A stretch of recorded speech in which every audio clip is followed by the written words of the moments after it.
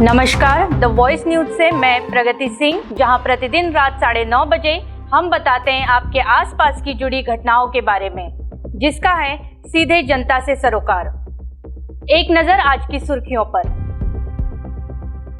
राम मंदिर के लिए बना दुनिया का सबसे बड़ा 400 किलो का ताला। वापी में दिन दहाड़े कार से 10 लाख लूटकर 2 लुटेरे फरार। सरकार ने कंपनियों पर कसी नकेल। कस्टमर के पर्सनल डाटा शेयर करने पर लगेगा 250 करोड़ का जुर्माना। भाजपा दादरा नगर हवेली और दमन दीव के महामंत्री को तत्काल प्रभाव से बदला गया। वलसाड़ शुगर फैक्ट्री ब्रिज पर टमाटर से भरा टेम्पो हुआ पलटी। 2027 में ही भारत दुनिया की 3 सबसे बड़ी अर्थव्यवस्था में बना लेगा अपनी जगह। वलसाड़ हाईवे पर एक दिल दहलाने वाला हादसे में 36 वर्षीय बाइक सवार ने गंवाई जान। हैंडलूम उद्योग को बढ़ावा देने हेतु दमन में हैंडलूम फैशन शो का हुआ आयोजन। अब वक्त है एक ब्रेक का। वापी और आसपास के क्षेत्रों के मरीजों को बहुत सस्ती दरों पर चिकित्सा उपचार प्रदान करने वाली श्रेयस मेडिकेयर संचालित MN मेहता जनसेवा अस्पताल वापी में श्री इंद्रवदन शाह की द्वितीय पुण्यतिथि के उपलक्ष्य में निःशुल्क सर्वरोग निदान शिविर दिनांक 1 अगस्त 2023 से 15 अगस्त 2023 तक आयोजन किया गया है। यह निःशुल्क सर्वरोग निदान कैंप का समय सुबह 10 बजे से दोपहर 1 बजे तक और शाम 5 बजे से 7:30 बजे तक निर्धारित किया गया है, जिसमें जनरल मेडिसिन, जनरल सर्जरी, हड्डी जांच, बाल रोग जांच, स्त्री रोग जांच, फिजियोथेरेपी, दंत जांच के मरीजों को अस्पताल के विशेषज्ञ डॉक्टरों द्वारा निःशुल्क जांच एवं उचित मार्गदर्शन दिया जाएगा। ब्रेक के बाद फिर से आपका स्वागत है। अब जानते हैं समाचार विस्तार से। राम मंदिर के लिए बना दुनिया का सबसे बड़ा 400 किलो का ताला। हिंदुओं के प्रणेता और आराध्य भगवान श्री राम लल्ला के जन्मस्थल अयोध्या में बन रहे भव्य राम मंदिर निर्माण का कार्य तेजी से चल रहा है। उत्तर प्रदेश का अलीगढ़ जिला पूरे विश्व में अपने तालों के लिए मशहूर है। अलीगढ़ के एक कारीगर ने अयोध्या के राम मंदिर के लिए 400 किलो का ताला बनाया है। राम मंदिर के लिए ताले का निर्माण भी यहीं किया जा रहा है। इसका निर्माण का काम एक अनुभवी बुजुर्ग कारीगर को काम सौंपा गया है। भगवान श्री राम के एक भक्त सत्य प्रकाश शर्मा ने दुनिया का सबसे बड़ा हस्त निर्मित ताला तैयार किया है, जिसे बनाने में महीनों तक की मेहनत लगी है। इस ताले को सत्य प्रकाश शर्मा साल के अंत में राम मंदिर प्रबंधन को उपहार में देने की योजना बना रहे हैं। उन्होंने राम मंदिर को ध्यान में रखते हुए 4 फीट की चाबी से खुलने वाला विशाल ताला बनाया है, जो 10 फीट ऊंचा, 4.5 फीट चौड़ा और 9.5 इंच मोटा है। ताले को इस साल की शुरुआत में अलीगढ़ वार्षिक प्रदर्शनी में प्रदर्शित किया गया था। इस बीच राम मंदिर ट्रस्ट के महासचिव चंपत राय ने कहा कि मंदिर ट्रस्ट अगले साल 21, 22 और 23 जनवरी को राम मंदिर में प्राण प्रतिष्ठा समारोह आयोजित करने की पूरी संभावना है, जिसके लिए प्रधानमंत्री नरेंद्र मोदी को निमंत्रण भेजा जाएगा। Bureau report, the voice news. Vapi में कार से 10 लाख रुपए लूटने वाले आरोपियों की जांच में जुटी पुलिस। वापी में व्यापारी की कार से 10 लाख रुपए से भरी थैली चुराने वाले 2 फरार बदमाशों को पुलिस ने सीसीटीवी के आधार पर जांच जारी है। प्राप्त जानकारी के अनुसार वलसाड़ जिले से सटे संघ प्रदेश दमन के व्यापारी वीरेंद्र सिंह राजपूत अपने कारोबार के लिए वापी स्थित गोविंदा कॉम्प्लेक्स स्थित अगड़िया कंपनी से 15 लाख रुपए लेने गए थे। अगड़िया कार्यालय में रुपए से भरा बैग लेकर दमन की ओर जा रहे थे।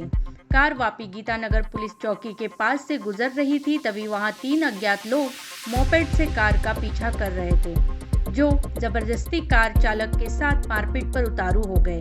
इस बीच दूसरी ओर से आए युवक ने कार की अगली सीट पर रखा 15 लाख रुपए से भरा बैग लेकर भागने की कोशिश की, लेकिन छीना झपटी में 5 लाख रुपए थैली फट जाने से कार में ही गिर गए।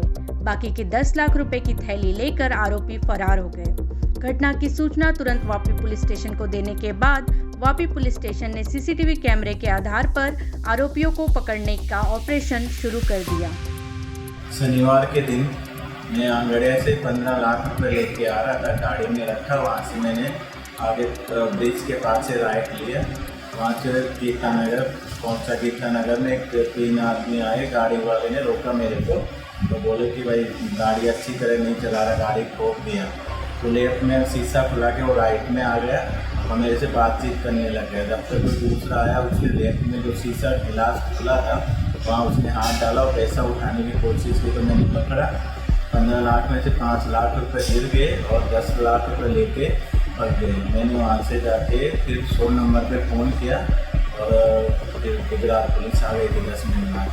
द वॉइस न्यूज़ के लिए वापी से जीतू महवंशी की रिपोर्ट। कस्टमर का पर्सनल डाटा शेयर करने पर लगेगा 250 करोड़ का जुर्माना, सरकार ने कंपनियों पर कसी नकेल। Digital personal data protection bill 2023 Lok Sabha में पास हो गया है। अब पर्सनल डिजिटल डाटा हो सकेगा सुरक्षित। बड़ी बड़ी कंपनियों द्वारा अक्सर कस्टमर का निजी डाटा फायदे के लिए बेचने व लीक करने की खबरें सामने आती रहती हैं। केंद्र सरकार के नए प्रस्तावित डिजिटल व्यक्तिगत डाटा संरक्षण कानून के संसद में पास होने के बाद इस पर पूरी तरह से नकेल लग जाएगी। सरकारी की योजना ऐसी कंपनियों पर 250 करोड़ रुपए तक का जुर्माना लगाने की है। मीडिया रिपोर्ट के मुताबिक बैंकों, बीमा कंपनियों, रियल एस्टेट और ऑटोमोबाइल विक्रेताओं, होटल और रेस्तरां व ई-कॉमर्स के साथ साथ सोशल मीडिया कंपनियों पर यह कानून लागू होगा।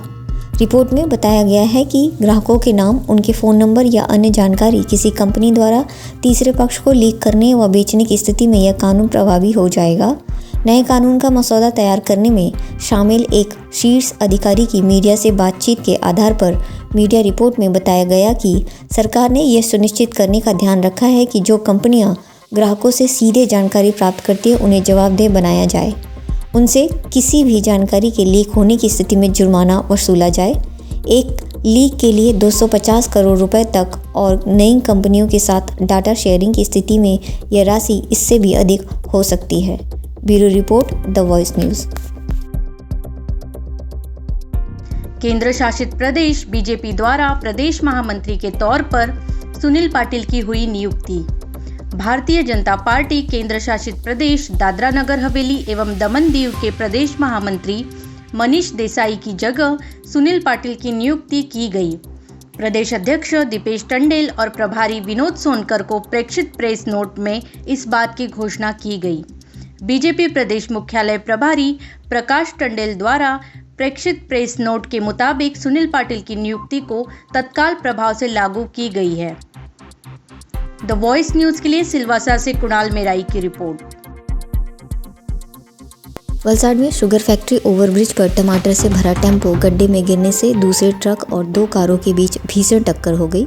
शुगर फैक्ट्री ओवरब्रिज पर गड्ढे के कारण लगातार 1 महीने में 5वां गंभीर हादसा हो गया।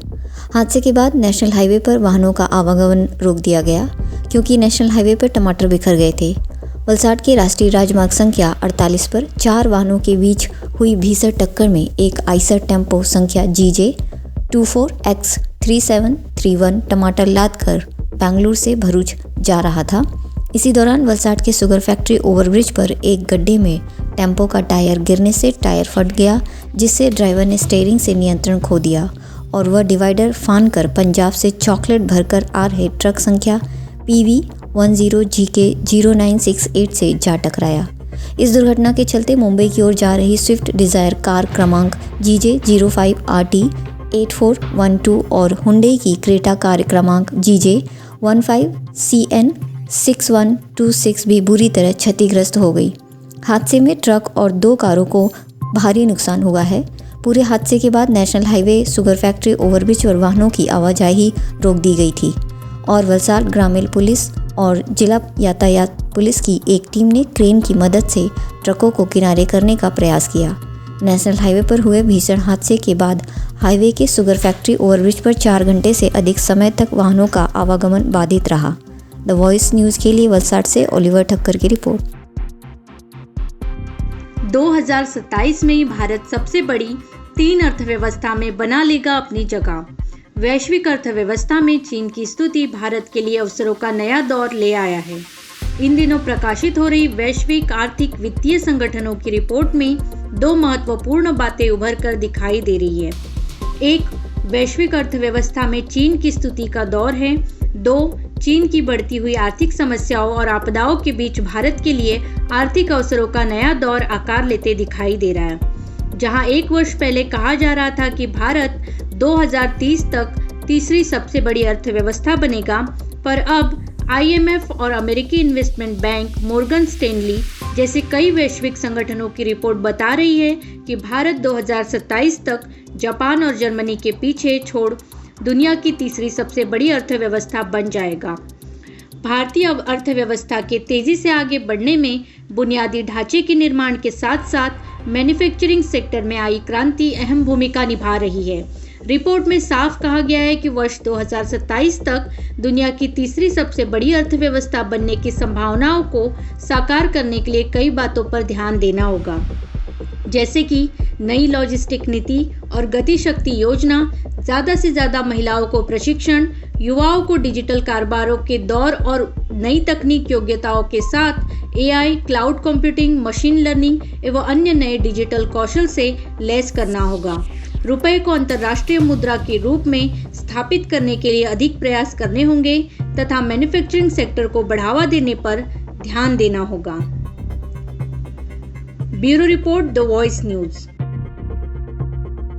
वलसाड़ के घड़ोई गांव में रहने वाले 36 वर्षीय युवक की नेशनल हाईवे नंबर 48 पर ट्रैक्टर से कुचलकर मौत हो गई। वलसाड़ के घड़ोई गांव के कुंभारफलिया में रहने वाले हिरल कुमार लालू भाई प्रजापति सुबह अपनी होंडा बाइक नंबर GJ15DL 3937 पर नौकरी से घर लौट रहे थे।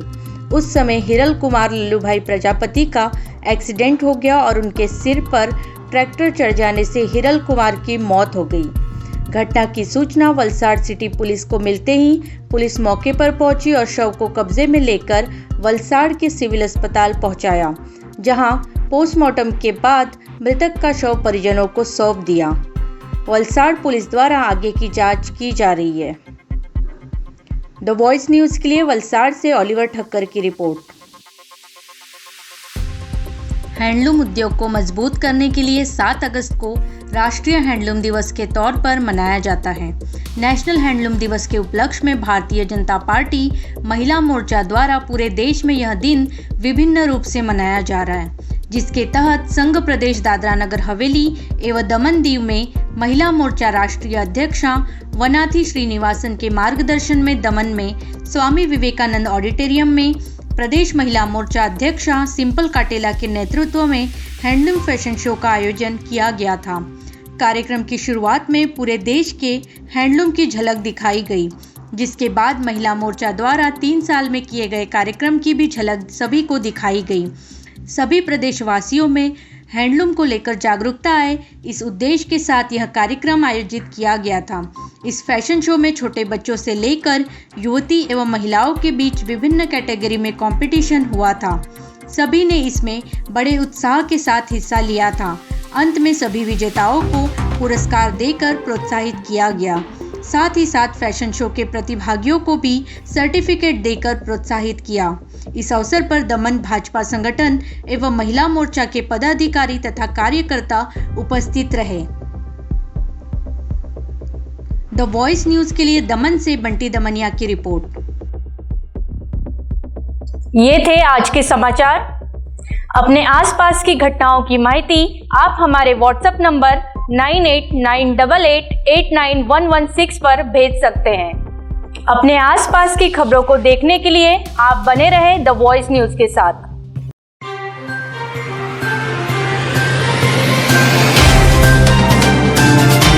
रहने के लिए द वॉइस न्यूज को सब्सक्राइब करें और बेल आइकन दबाएं।